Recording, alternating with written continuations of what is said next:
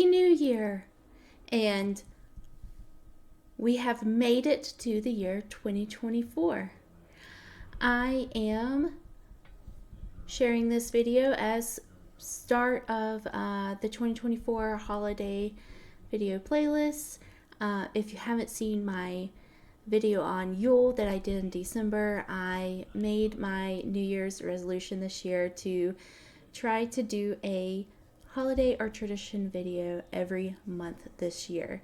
So this is hopefully going to be a resolution that I can stick by. I haven't been the greatest at New Year's resolutions, and I'm really excited to explore and learn more about different holidays.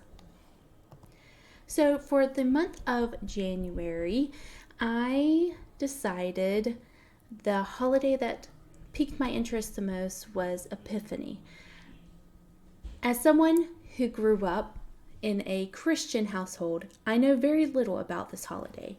I have heard that it is celebrated on January 6th, but beyond that, I really don't know much about the holiday. I've decided to research and learn more about it and wanted to share what I have found with you all in this video.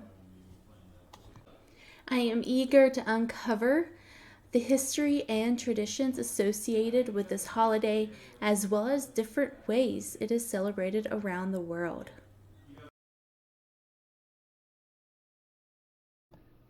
Epiphany is a significant Christian holiday of immense importance in the Christian community. It is a day when Christians commemorate the manifestation of Jesus Christ to the Gentiles, which makes the first time the non-Jewish people came to know about the Son of God. The day also celebrates the revelation of Jesus' divinity at his baptism in the Jordan River and his first miracle in Cana. The Epiphany holiday is celebrated differently across various Christian denominations. While Roman Catholics, Lutherans, Anglicans, and other Western churches mark the day on January 6th, some Eastern Orthodox churches celebrate it on January 19th. The holiday originated in the Eastern Church initially, including Christ's birth commemoration. In the Orthodox Church, Epiphany is known as Theophany.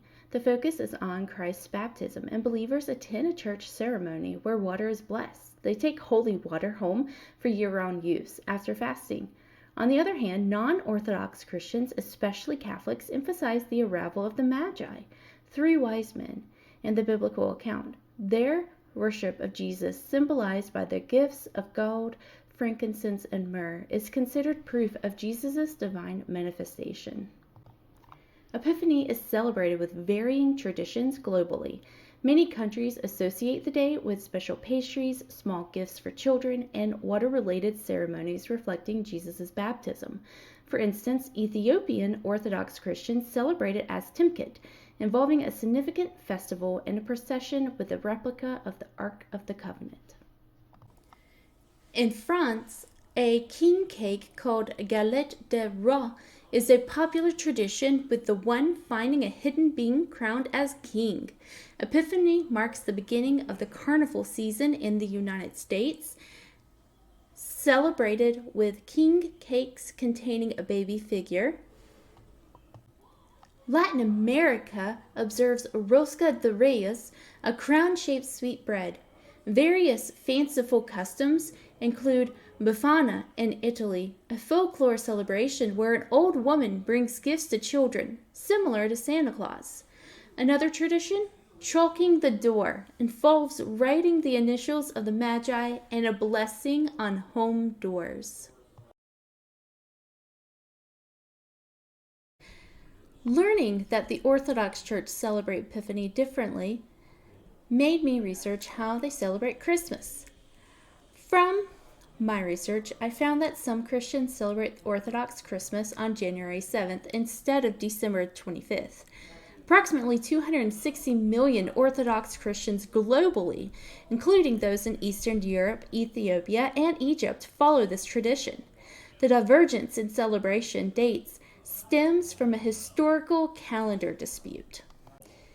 In 325 AD, the First Council of Nicaea and aimed to standardize the date of Easter, basing it on the Julian calendar. During the Great Schism of 1054, the Christian church split into two major branches, the Eastern Orthodox Church and the Roman Catholic Church. The split was caused by centuries of mounting political and doctrinal differences between the two groups. The Orthodox Christians do not recognize the Pope as the leader of the church. Instead, they have their own patriarchs and bishops, who have authority over their respective regions. Additionally, they reject the concept of purgatory, which is a belief in the Catholic Church that the souls of the dead can be purified before entering heaven. Another significant difference is the disagreement over the origin of the Holy Spirit. The Orthodox Church believes that the Holy Spirit proceeds from the Father, while the Catholic Church teaches that the Holy Spirit proceeds from both the Father and the Son. These differences, among others, led to the formal separation of the two churches and the establishment of Eastern Orthodoxy as a separate arm of Christianity. During the late 16th century, the Christian world faced a significant issue regarding the dates of important Christian holidays. The existing Julian calendar, introduced by Julius Caesar in 45 BCE, had a minor miscalculation that caused the calendar year to be slightly longer than the solar year.